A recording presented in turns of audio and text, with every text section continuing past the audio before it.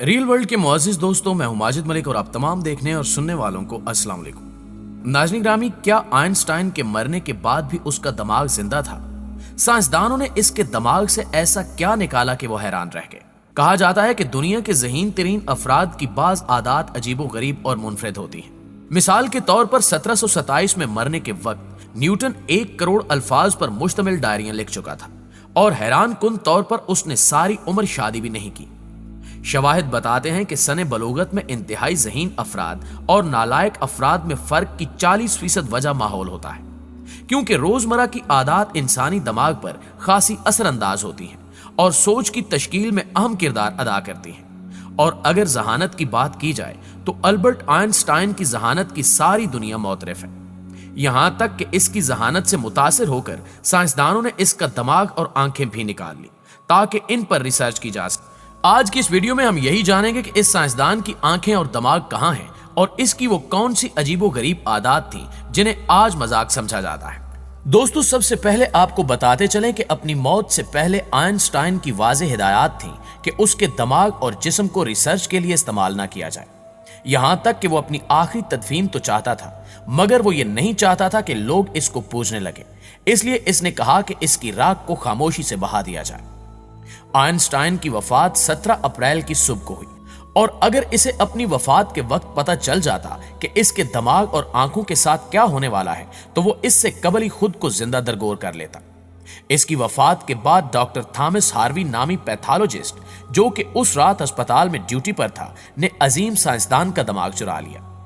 Doctor Harvey کا کہنا تھا کہ وہ جانتا تھا کہ انہیں آٹوپسی کی اجازت تھی اور اس کا خیال تھا کہ دماغ کو بعد میں ریسرچ کے لیے استعمال کیا جائے گا، لیکن بعد میں جب رپورٹرز نے معاملے کی تحقیق کی تو انہیں پتا چلا کہ ڈاکٹر ہاروی کو آٹوپسی کرنے اور آئنسٹائن کا دماغ نکالنے کی اجازت کسی نے نہیں دی تھی۔ کچھ دنوں بعد جب یہ راز فاش ہوا تو ہاروی نے آئنسٹائن کے بیٹے ہانس البرٹ سے التجا کی کہ دماغ پر کی جانے والی سٹڈی مکمل طور پر سائنس کی خدمت کے لیے ہوگی، لیکن ایسا نہ ہوا اور ڈاکٹر ہاروی نے دنیا کا عظیم دماغ چرانے پر ہی بس نہیں کیا بلکہ اس کے ساتھ ساتھ اس نے سائنسدان کی آنکھیں تک چرا لی، جو اس نے بعد میں آئنسٹائن کے ڈاکٹر ہنری ابرامز کو دے دی، اور یہ آنکھیں تاحال نیو یارک شہر میں ایک محفوظ ڈبے میں پڑی ہیں اور کہا جاتا ہے کہ نیلامی کرنے کے لیے انہیں زہر آلود کیا جاتا ہے۔ ڈاکٹر ابرامز کا کہنا ہے کہ پروفیسر کی آنکھیں رکھنے کا مطلب یہ ہے کہ اس کی زندگی ابھی تک ختم نہیں ہوئی بلکہ اس کا ایک حصہ میرے ساتھ موجود رہتا ہے، لیکن اس کو بھی ڈاکٹر ہاروی کی طرح آنکھیں اپنے پاس رکھنے کے لیے قانونی اجازت نہیں تھی۔ دوستو، سوال یہ پیدا ہوتا ہے کہ ڈاکٹر ہاروی نے آئنسٹائن کی آنکھیں اور اس کا دماغ کیوں چرایا؟ تو اس کے مختلف جوابات ہیں، جیسا کہ ایک خیال تو یہ ہے کہ وہ آئنسٹائن کے غیر معمولی دماغ کے بارے میں جان کر سائنس کے میدان میں کوئی عظیم سائنسی دریافت کرنا چاہتا تھا، لیکن اس کا یہ خواب پورا نہ ہو سکا کیونکہ وہ کوئی دماغ کا اسپیشلسٹ نہیں تھا۔ ایک خیال یہ بھی کیا جاتا ہے کہ ڈاکٹر ہاروی نے آئنسٹائن کے پرسنل ڈاکٹر ہیری زمر مین کے کہنے پر دماغ چوری کیا، لیکن وہ دماغ کو اپنے گھر لے گیا اور اس کے 240 ٹکڑے کر کے سیلولوز کے محلول میں محفوظ کر کے تہخانے میں چھپا دی۔ برائن پرل نے اپنی کتاب post cards from the brain museum میں لکھا کہ جب ہاروی کی بیوی نے اس کو دماغ گرا کر ضائع کر دینے کی دھمکی دی تو وہ اس کو لے کر مغرب کی طرف چلا گیا، جہاں کینساس میں اس نے ایک بیولوجیکل لیب میں میڈیکل سپروائزر کی نوکری کر لی تھی۔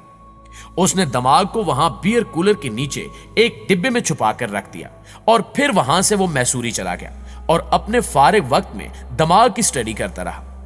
وہاں ایک 3 روزہ امتحان میں ناکام ہونے کے بعد 1988 میں اس کا میڈیکل لائسنس ضبط کر لیا گیا، لہٰذا وہ دوبارہ کینساس لوٹ آیا اور پلاسٹک کی ایک فیکٹری میں ملازمت شروع کر دی، جہاں وہ اپنے دوست ولیم بروز کو دماغ کے بارے میں کہانیاں بنا بنا کر سنایا کرتا تھا کہ وہ دماغ کے حصے کر کے دنیا بھر میں ریسرچرز کو بھیجتا ہے۔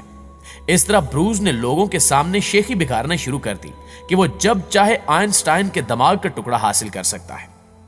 1988 میں امریکی صحافی سٹیون لیوی نے آئنسٹائن کا دماغ دوبارہ ڈھونڈ نکالا۔ اس نے کینساس میں پیتھالوجسٹ کا پیچھا کیا اور ایک آرٹیکل میں لکھا کہ اس نے آئنسٹائن کا دماغ ڈھونڈ لیا ہے۔ اس نے ڈاکٹر ہاروی سے کہا کہ وہ آئنسٹائن کے دماغ کے بارے میں ایک کہانی لکھنا چاہتا ہے، جس پر ڈاکٹر نے پہلے تو اس کی مدد کرنے سے انکار کر دیا، لیکن بعد میں اس نے بڑے فخر سے بتایا کہ وہ دماغ پر ایک عظیم سٹڈی کر رہا ہے۔ لیکن یہ ایک جھوٹ تھا क्योंकि 25 साल बाद भी ऐसी कोई चीज मंजर आम पर नहीं आई थी। जब सहाफी ने हार्वी को दमाग की कुछ तस्वीरें दिखाने को कहा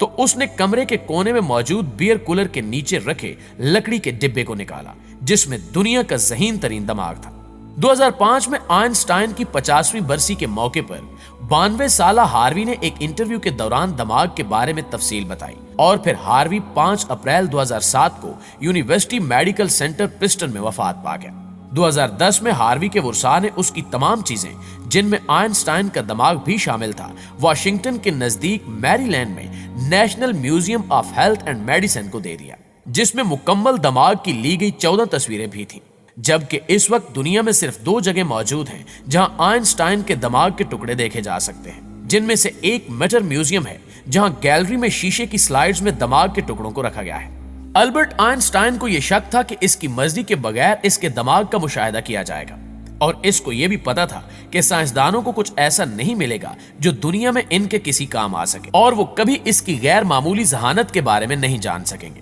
गालबन इसी वजह से आइंस्टाइन ने कहा था कि हर वो चीज जिसकी गिनती है गिनी नहीं जा सकती और हर वो चीज जो गिनी जा सकती है उसकी गिनती नहीं है। नाज़रीन ग्रामी, कहा जाता है कि दमाग के लिए नींद अच्छी है, लेकिन आइंस्टाइन ने हद कर दी थी क्योंकि इसके बारे में मशहूर है कि वो 10 घंटे सोया करता था। यहां तक कि आइंस्टाइन के जहन में मुबैना तौर पर उस वक्त नजरिया इजाफियत का ख्याल आया जब वो गनूदगी के आलम में था और ख्वाब देख रहा था कि गायें बिजली से हलाक की जा रही हैं। इसी को मद्देनजर रखते हुए जर्मनी की एक यूनिवर्सिटी में नींद और जहानत के ताल्लुक पर 1.5 दहाई कबल एक तजुर्बा किया गया जिसमें रजाकारों को मुख्तलिफ खेल सिखाए गए और इस दौरान मालूम हुआ कि जो रजाकार ज्यादा सोए उन्होंने ज्यादा जल्दी सीखा, क्योंकि सोता हुआ दमाग मुख्तलिफ काम मुख्तलिफ मदारिज में सरंजाम देता है। एक और हालिया तहकीक के नताइज बताते हैं कि औरतों में रात की नींद और मर्दों में कैलूला जहानत और मसाइल हल करने की सलाहियत को बढ़ाता है। यही वजह है कि आइंस्टाइन बाकायदगी से कैलूला करता था और इसके अलावा वो रोजाना चहलकदमी करता था और जिन दिनों वो न्यू जर्सी में प्रिंसटन यूनिवर्सिटी में काम कर रहा था तो वो 1.5 किलोमीटर पैदल चलता और फिर वापस आता था। ये महज जिस्मानी फिटनेस का मामला नहीं बल्कि ऐसे बहुत से शवाहिद मौजूद हैं जिनसे पता चलता है कि पैदल चलने से यादाश्त और तख्लीकी और मसाइल हल करने की सलाहियत में इजाफा होता है। अगर कोई अजीबो गरीब हरकत कर रहा हो तो यह भी कहा जाता है कि जाने इसने क्या खाया है। सवाल यह है कि आइंस्टाइन क्या शौक से खाता था। तो इस हवाले से आइंस्टाइन ने एक बार मजाक करते हुए या शायद संजीदगी से कहा था कि इटली में उसकी पसंदीदा चीजें स्पगैटी और लीवी स्वीटा है। इंसानी दिमाग को तवानाई की बहुत जरूरत है। दोस्तों, ये हकीकत है कि इंसानी जिस्म की 20% तवानाई दिमाग खा जाता है, हालांकि इसका वजन पूरे जिस्म का सिर्फ 2% होता है। और दिलचस्प अमर यह है कि जिस्म और दिमाग के तनासुब के लिहाज से आइंस्टाइन का दिमाग औसत इंसानी दिमाग से छोटा था। जैसा कि आप जानते हैं कि तंबाकू नोशी बहुत नुकसानदेह है और इसकी आदत जानलेवा अमराज का बायस बन सकती है, लेकिन आइंस्टाइन पाइप के जरिए तंबाकू नोशी करता था। लिहाजा सवाल यह है कि क्या इसका भी जहानत से कोई ताल्लुक है। तो इस हवाले से अमेरिका में होने वाली एक तहकीक के मुताबिक उम्र, तालीम और नस्ल के फर्क से मावरा यह पाया गया कि ज्यादा ज़हीन अफराद ज्यादा सिगरेट पीते हैं, लेकिन बरतानिया में इसके उलट है, यानी वहां तंबाकू नोशी करने वाले औसत से कम दर्जा जहानत के हामिल हैं। लिहाजा तंबाकू नोशी के बलबूते पर बड़ा अदीब, शायर, फलसफी या साइंसदान बनने की कोशिश बेसूद जा सकती है। जी तो मुअज़्ज़िज़ दोस्तों, आपकी राय आज की वीडियो के हवाले से क्या कहती है, कमेंट करके हमें जरूर बताइएगा। इंशाल्लाह आपसे मुलाकात होती है अगली वीडियो में। तब तक अपना ख्याल रखिए। अल्लाह निगहबान।